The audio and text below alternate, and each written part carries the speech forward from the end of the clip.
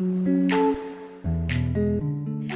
tout le monde. Bon, on se retrouve aujourd'hui pour entrer dans le vif du sujet et ma première vidéo par rapport à mon parcours de sleeve. Je vous ai tout mis en barre d'infos dans l'autre vidéo par rapport à qu'est-ce que la sleeve, etc. Je vous mettrai tout le temps dans la barre d'infos le site de mon chirurgien où tout est expliqué. Tout remonte à déjà pas mal de temps. En 2015, je me suis séparée de ma première longue histoire de cœur. C'était une relation toxique, mauvaise, qui me rongeait après 3 ans de relation. Voilà, au fond du trou. Je vous laisse l'article en barre d'infos dans lequel je parle un peu plus de ça. Après cette relation, en fait, j'avais pris énormément de poids. J'ai eu le choc de ma vie de voir mon reflet comme ça, mon reflet. Mon corps, tout simplement. Je me reconnaissais pas du tout. Moi qui étais quand même assez... J'ai toujours eu des formes, on va dire. Et là, j'avais une forme, tout simplement. Je ne distinguais plus mes seins de mes fesses, de mon ventre, de mes hanches, de mes cuisses. Ça me met une claque. Et je me dis, ouais, je suis jeune, c'est pas possible, je vais pas vivre ma vie comme ça. J'en ai souffert déjà étant petite, énormément étant au collège, moins quand j'étais au lycée, mais j'ai toujours ces démons qui me hantent. Et là, on revient en pleine face, en fait. Toutes ces critiques que j'avais eues quand j'étais petite. Et du coup en 2015, je décide de me mettre au sport, rééquilibrage alimentaire, mais toute seule. C'est la première fois de ma vie, entre guillemets, que je suis motivée plus que jamais. Et 3 semaines plus tard, on commence à voir les résultats. Donc moi, ce que j'ai fait, c'est que je me suis mise à faire le Top Body Challenge. Donc du coup, voilà, je perds 20 kilos en quelques temps.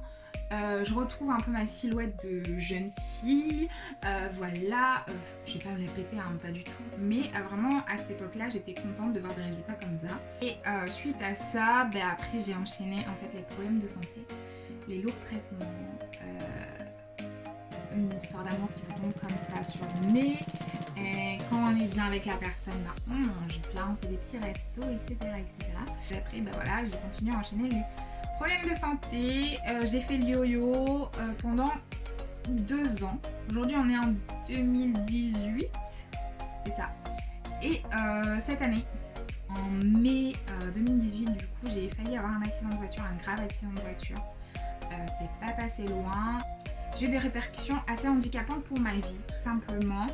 J'ai eu une double entorse au niveau des cervicales et depuis mai, aujourd'hui on est en septembre à l'heure où je tourne la vidéo, je suis toujours bloquée au niveau des cervicales, de l'épaule et du bas du dos, enfin derrière vous avez la colonne vertébrale et tout le côté droit est bloqué. J'ai dû rester vraiment alitée, à plus bouger. Je pouvais plus bouger, hein. Là aujourd'hui ça va, je bouge, mais j'ai toujours énormément de douleurs. Fin juin, c'est 3 ans en gros que j'enchaînais les gros problèmes de santé. Et là, la prise de poids, le yo-yo, le fait que je reste sans bouger, j'ai commencé à réfléchir, à me dire voilà, t'as 24 ans, t'as énormément de problèmes de santé, ça sera quoi rien que dans 5 ans. Et du coup, je décide d'en parler à mon conjoint, à lui dire voilà, en fait je pense qu'il y avait un reportage sur ça ou quoi, qui m'a fait aussi réfléchir, enfin mettre des mots sur ce que je pensais. Donc j'en ai parlé avec mon conjoint, il m'a dit parle-en à ton docteur, moi je te suis, il n'y a pas de souci. Et ça c'est très important, un conseil, confiez-vous à quelqu'un. Pas longtemps après, j'avais rendez-vous du coup chez mon docteur, j'ai posé les cartes sur table. J'avais le cœur lourd ce jour-là à me dire j'en parle pas, et je peux vous dire que ça a été la meilleure décision de ma vie d'en parler à mon docteur traitant. Alors beaucoup de slivés, j'ai vu passer pas forcément la première étape. Pour eux, la première étape c'était d'aller voir un chirurgien. Moi personnellement, le docteur que je vois pratiquement tous les jours, entre guillemets on va dire, et celui qui me suit au quotidien, c'est mon docteur traitant, qui connaît mon dossier médical depuis je sais pas, des années quoi. Et moi aussi ça me dérange de voir que des slivés ou des futurs slivés, leur parcours c'est d'abord d'aller voir un chirurgien. Moi personnellement je préfère avoir l'avis de mon docteur traitant pour savoir ce qu'il en pense tout simplement. Pourquoi aller dépenser, je sais pas, même si c'est un chirurgien d'hôpital public, vous payez quand même une consultation même si vous êtes remboursé. Pour moi c'est pas logique. Donc voilà, je lui expose des cartes sur table, je lui dis voilà, je suis en surpoids, voire en surpoids depuis très petite. Là, je suis rentrée dans un stade d'obésité depuis plusieurs années consécutives. J'ai fait le yo-yo, j'ai fait tous les régimes inimaginables. Voilà, lors de cet entretien. Et ce qui m'a vraiment soulagée, c'est qu'elle m'a regardée entre quatre yeux et m'a dit écoute, faut pas culpabiliser, faut pas être comme tous ces Français qui ont le regard sur vous et qui vous jugent.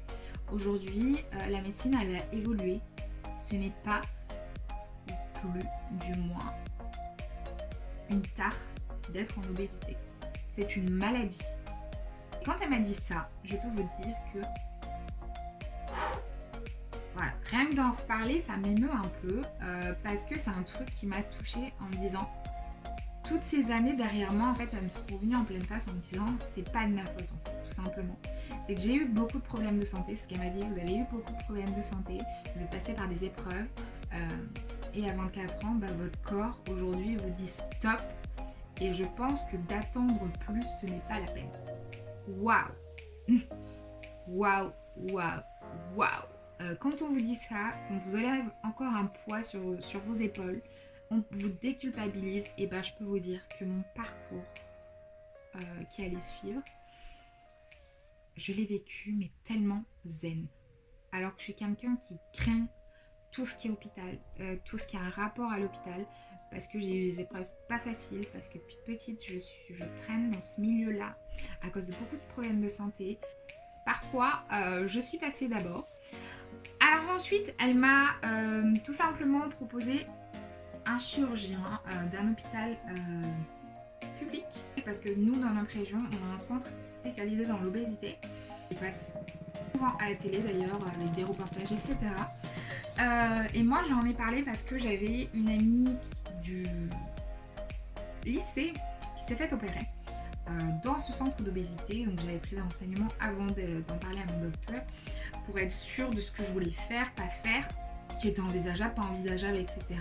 Le jour où vous prenez la décision et d'en parler à votre médecin ou votre chirurgien, vous avez fait que, on va dire, 30% de la démarche parce qu'en fait, le choix final ne vous revient pas à vous, entre guillemets, mais on revient au spécialiste. Donc ok, vous prenez la décision de vous faire opérer, mais c'est que le chirurgien qui pourra vous dire ok, je t'opère, ou non, ça va pas être possible. Enfin voilà, on prend pas... En fait, ce qui me dérange, c'est les termes qui sont choisis dans les vidéos de différentes slivées. C'est de dire ouais, j'ai décidé de me faire opérer. Ouais, tu as décidé de te faire opérer, mais n'oublie pas de dire par la suite mon chirurgien a été d'accord de m'opérer aussi. Parce que la décision, en fait, c'est les différents spécialistes, la commission qui va se passer derrière, après vos différents examens, qui va être fatale, entre guillemets, pour votre décision. Bref, je me perds dans ce que je dis. Donc en fait, elle m'adresse à ce chirurgien parce qu'elle me dit, à contrario de la clinique qui est fait exprès, ce centre de l'obésité qui est fait exprès, je trouve que les suivis ne sont pas exceptionnels. Et comme toi, t'es un peu une patiente qui me fait des trucs un peu horrible au niveau de la santé, enfin je suis un mystère pour la science pour elle et pour tous les docteurs qui m'ont eu, bah elle préférait que j'ai un meilleur suivi. Donc j'ai dit ok, il n'y a pas de souci. Ah, je suis partie avec mes papiers, mon nouveau traitement pour mes cervicales, d'autres examens à faire et du coup avec son aval pour que j'aille voir un chirurgien et que j'entame peut-être un parcours préopératoire et un parcours de sleeve ou autre opération, tout simplement parce que l'opération c'est pas vous qui la choisissez. Voilà, j'ai souvent entendu dans les vidéos aussi de sleever ou ouais, que de sleever parce que j'ai regardé que des parcours de sleeve. Oui, je veux me faire opérer d'une sleeve, mais en fait c'est pas nous qui choisissons les gars, c'est le chirurgien qui vous explique toutes les différentes opérations qui existent et qui vous dit pour vous ce sera ça. Est-ce que vous êtes partant? Voilà, il y a toujours l'accord. Mais voilà, vous pouvez aller chez le chirurgien et dire voilà, j'ai entendu parler d'une sleeve. Est-ce que vous pensez que c'est bon pour moi? Et là, selon le poids que vous allez perdre, tant le chirurgien il vous dit non, pour vous, ce serait mieux de faire, je sais pas, peut-être un anneau. On s'arrête aujourd'hui pour cette première vidéo de longue série. J'espère que ça vous aura plu, que vous aurez un peu compris d'où vient ma démarche, comment ça s'est passé la première partie de ce long parcours, parce que oui, c'est un long parcours. Et comme j'entends souvent, c'est le parcours du combattant. Et c'est pas le choix de facilité. N'oubliez pas ça. Donc voilà, je pense qu'à chaque vidéo, fin de vidéo, je vais dire une phrase un peu à nous. Voilà, pour notre pseudo-communauté. Si je peux arriver à créer une communauté, en tout cas sur Instagram, j'aime bien cette petite ambiance familiale qu'on a entre nous.